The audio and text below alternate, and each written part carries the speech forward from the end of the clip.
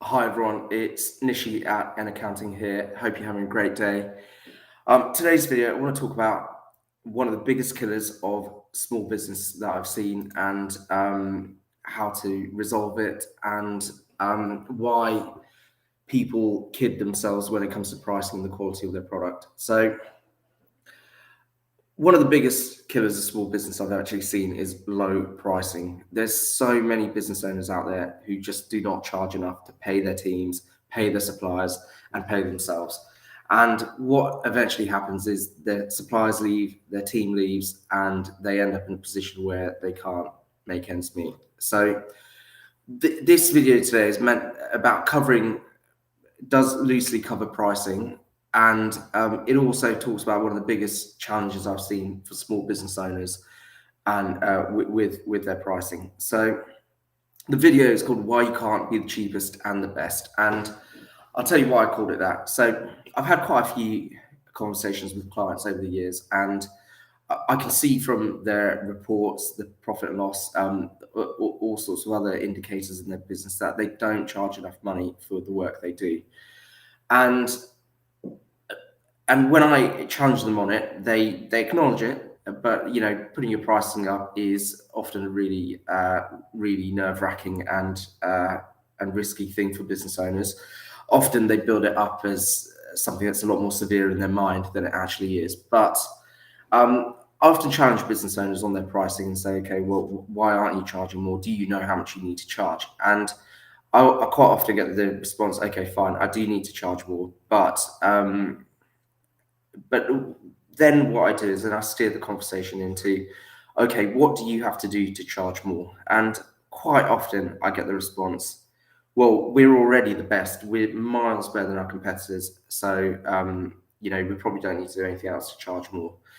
So I wanted to challenge this assumption that you can be the cheapest and the best. Ultimately, your product and service is only worth what you charge for it.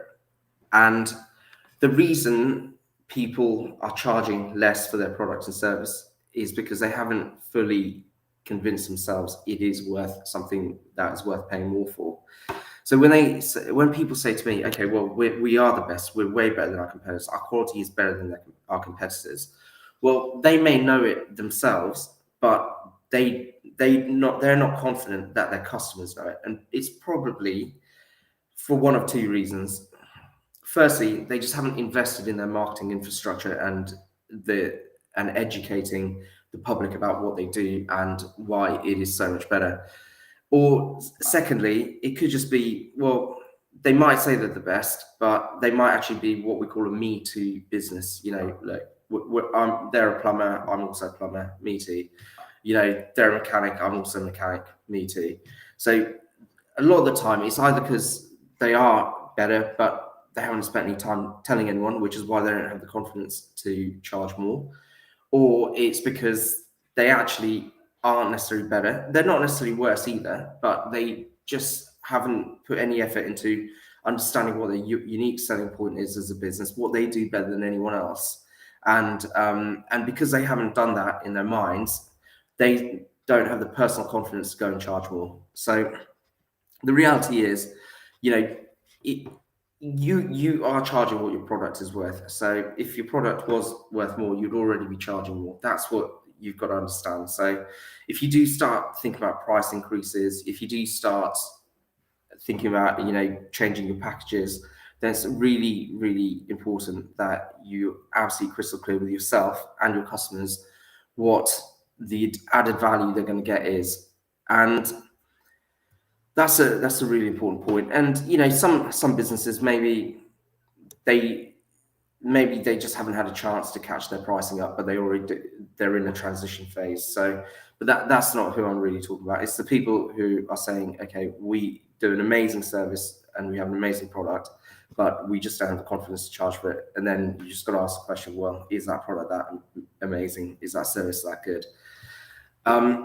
The Stella advert gets it right, and it's like reassuringly expensive. And ultimately, when you pay more, there's motivation on all parties to make that work. Ultimately, there's a saying, when you pay attention. So by charging more, you often get more engagement from your customers because they've got a bigger stake in what you're doing together. So they want to make it work. So you get better cooperation. You're earning more money yourself, so you've got a bigger stake in it as well. So you want to deliver the very best service so you can do more of that type of work. And your team also then has that motivation to actually deliver because they understand it's better to work with a few really good high value customers than to work with hundreds of low value ones. So, but by charging more, you're getting everyone engaged, which means naturally you will then deliver much better service. So if you want any advice on pricing, if you want to talk about the growth of your business, as accountants, we specialize in helping people build their £1 million business. That is the business they can sell for £1 million. So I'd like to offer you a free strategy session and so get yourself booked in.